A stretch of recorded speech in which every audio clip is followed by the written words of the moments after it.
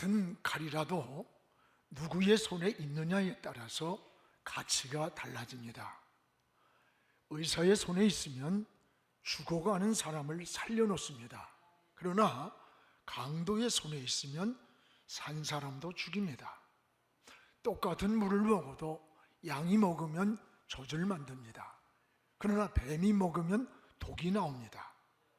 우리 직책이 아니라 사람이 중요합니다.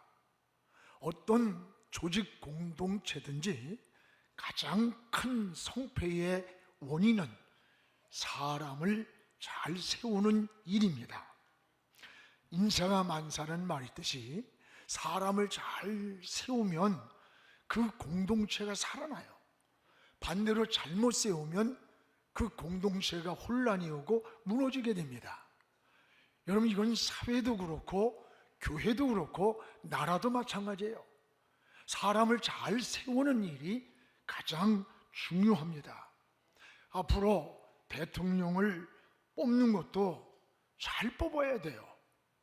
전에 어느 기업 CEO가 인터뷰한 걸 봤는데 그 내용 가운데 당신은 사람을 뽑을 때, 참모로 뽑을 때 어떤 사람을 뽑느냐라고 물으니까 CEO의 생각과 그 철학과 비전을 함께 공유할 수 있는 사람, 이 사람을 뽑는다. CEO의 생각, 철학, 그리고 그 비전을 함께 공유할 수 있는 사람. 그렇습니다. 성경에도 베드로, 야고보, 요한을 예수님이 핵심 제자로 세웠고 그들이 훗날에 가장 큰 핵심적 사역을 해나갔습니다. 하나님도 마찬가지입니다. 하나님의 뜻에 맞고 하나님의 기준에 맞아야지 하나님의 좋은 일꾼이 될 수가 있는 겁니다. 여러분, 성도는 항상 하나님의 관점에서 기준을 찾아야 돼요. 이게 지혜입니다. 오늘 말씀은 예루살렘 교회에서 당시 어려운 사람들이 많았습니다. 그래서 그들에게 구제를 많이 했어요.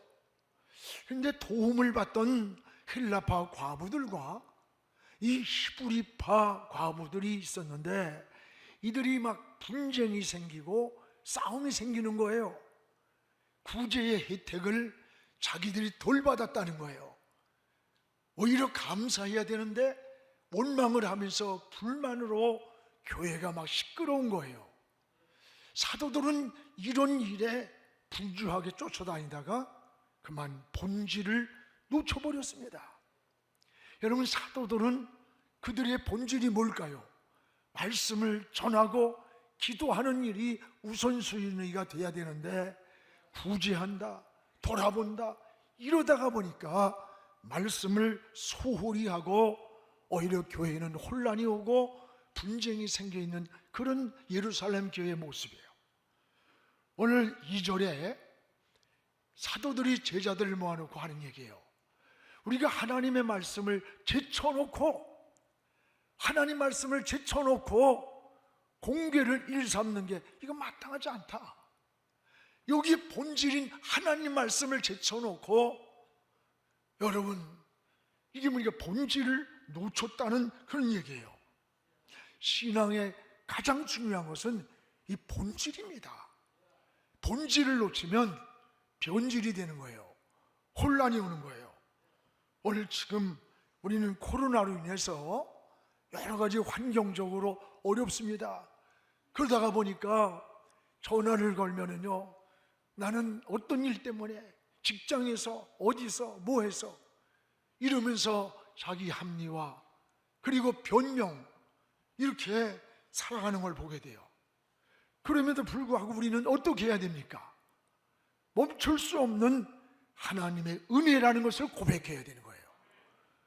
여러분, 우리는 멈출 수 없는 기도를 드리고 멈출 수 없는 예배자의 삶을 살기를 사모해야 되는 거예요.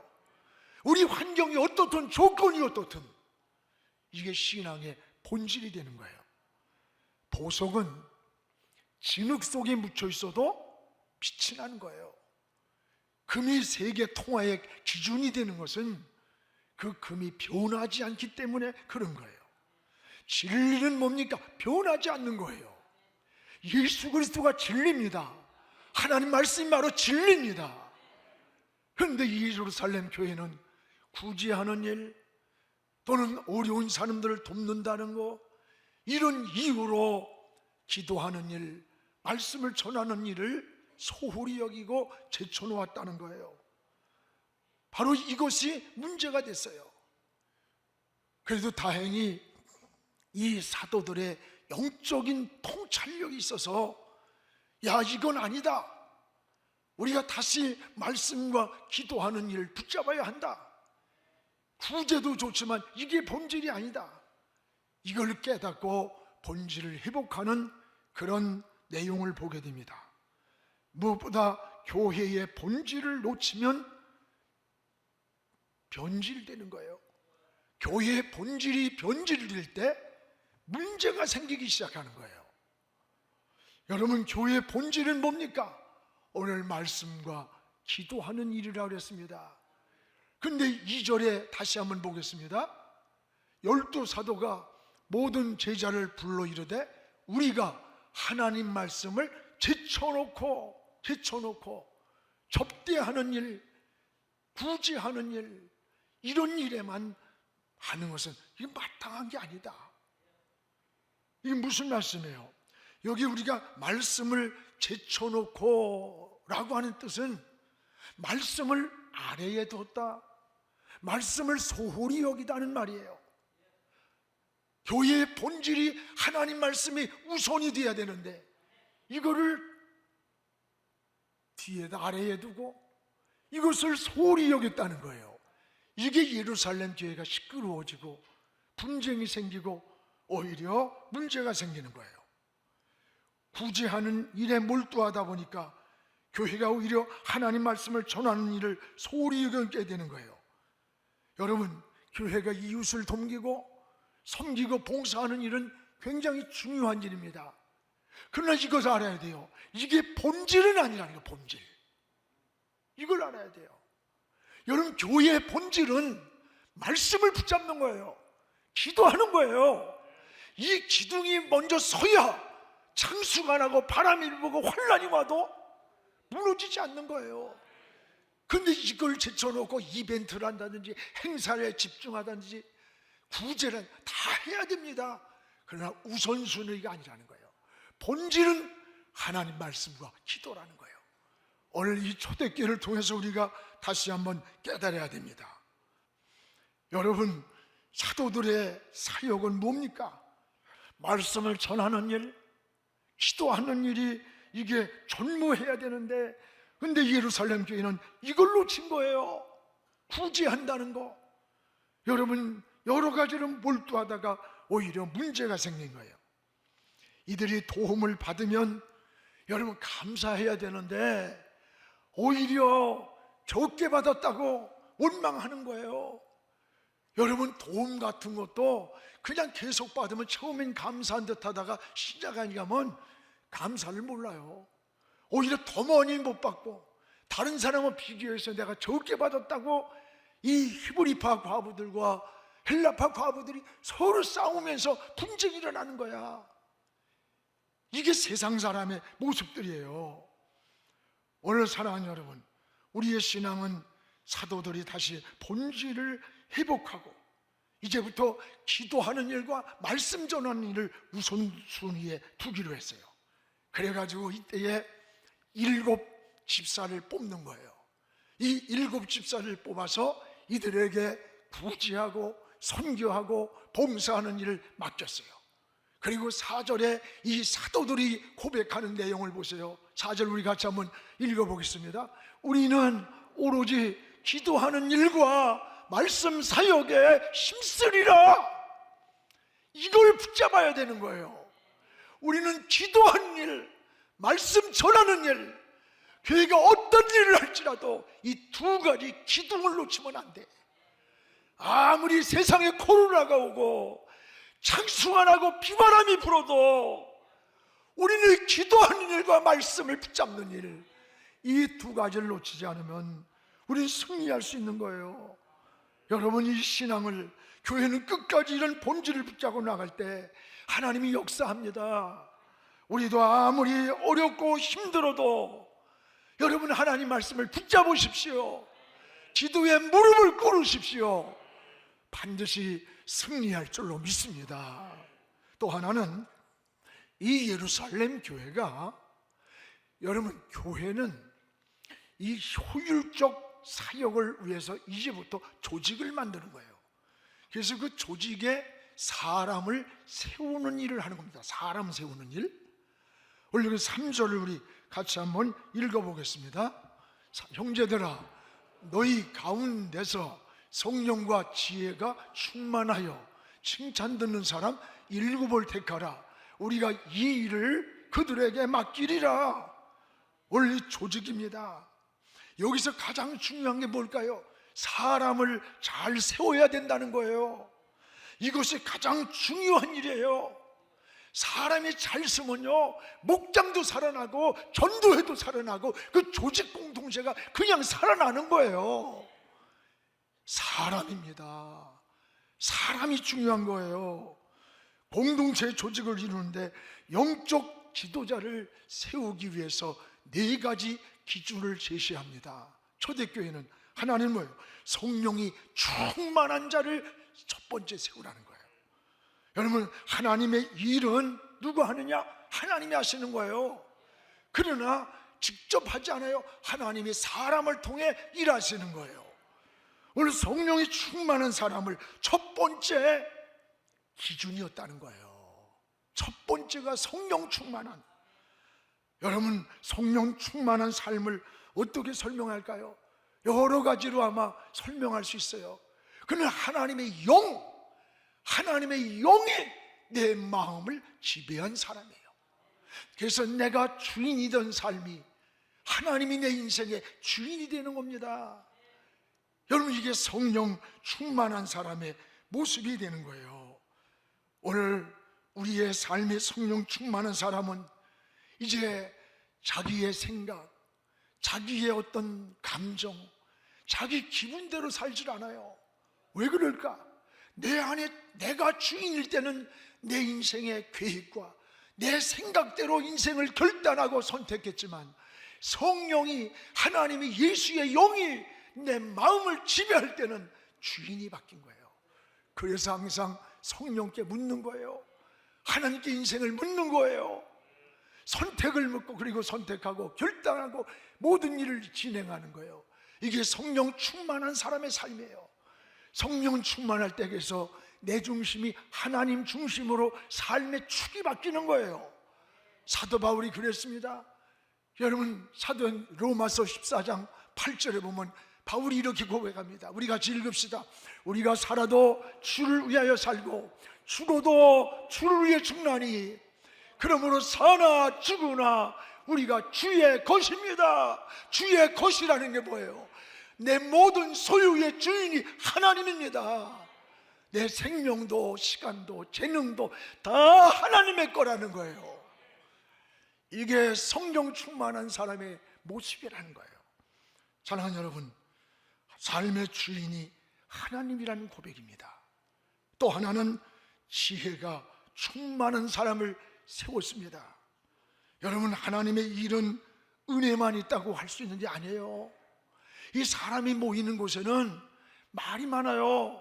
문제도 많아요. 또 여러분, 갈등도 많잖아요. 우린 천국에 갈 때까지 이 세상은 완전한 세상이 아닙니다. 덕을 세우는 지혜가 필요하고 여기에 지혜가 우리에게 있어야 돼요. 그래서 우리는 뭐가 있어야 되느냐? 지식과 지혜라는 것은 다르다는 걸 알아야 돼요.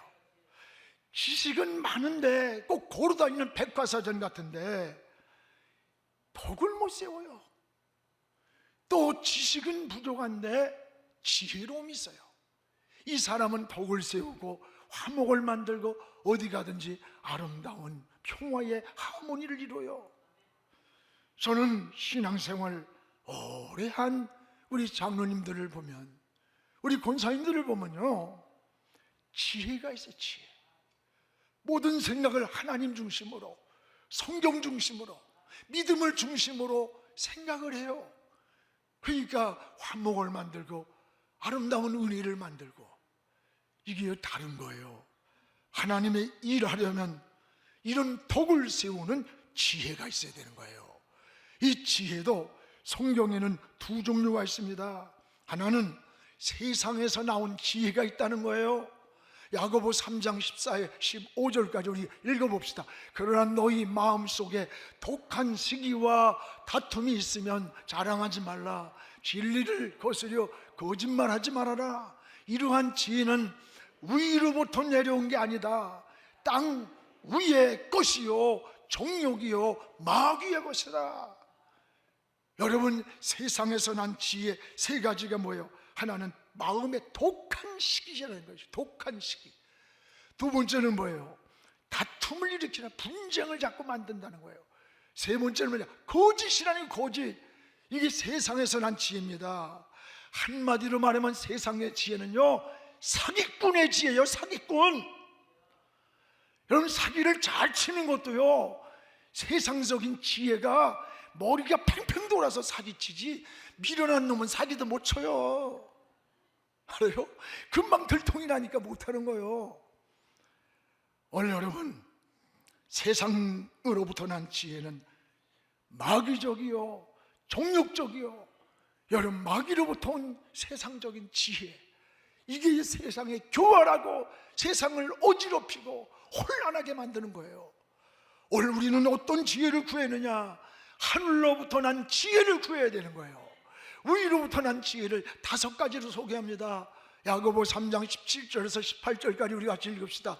어제 위로부터 난 지혜는 첫째 성결하고, 다음에 화평하고, 관용하고, 양순하며 긍휼과 선한 열매가 가득하고 편견과 거짓이 없다는 거예요. 이게 세상으로부터 난 지혜가 아니라 하나님께로부터 난 지혜라는 겁니다. 우리는 이 지혜를 가지고 살 때 선한 열매, 의의 열매, 평화의 열매를 거두게 된다는 사실이에요. 여러분, 하나님의 일꾼은 이 하늘의 지혜를 자꾸 구해야 되는 겁니다. 오늘 열심히 일하고도 지혜롭지 못해서 하나님의 영광을 가리고 상처가 나고 분쟁이 날 때가 얼마나 많아요. 우리 하늘의 지혜가 충만한 우리 영안의 식구들 되기를 주의 이름으로 축복을 합니다. 또 하나는 칭찬 듣는 사람을 세웠습니다. 여러분, 초대교회 재직을 뽑을 때 하나님과의 관계만이 아니에요. 사람 앞에도 칭찬 듣는 사람을 세우라고 그랬어요. 우리는 하나님 앞에만 잘 믿으면 된다고 생각할 때 있어. 아닙니다. 하나님과의 관계가 수직이라면 사람과 사람 관계를 수평적 관계래요. 성경은 하나님과 관계 못지 않게 인간관계가 얼마나 중요한가를 놓치면 안 돼요. 그래서 디모데전서 3장 7절에 보면요, 외인에게도 인정받아야 한다는 거예요. 디모데전서 3장 7절에 보세요. 또한 외인에게도 선한 증거를 얻은 자라야 한다. 비방과 마귀의 올무에 빠질까 염려하라. 여기 외인이란 말은 안 믿는 사람, 교회 밖에 있는 저 사람들에게도 저 예수 믿는 사람이 뭔가 다르다 이렇게 인정을 받아야 된다는 거예요. 우리는 세상의 소금이라고 그랬습니다. 세상을 향한 빛이라고 그랬어요.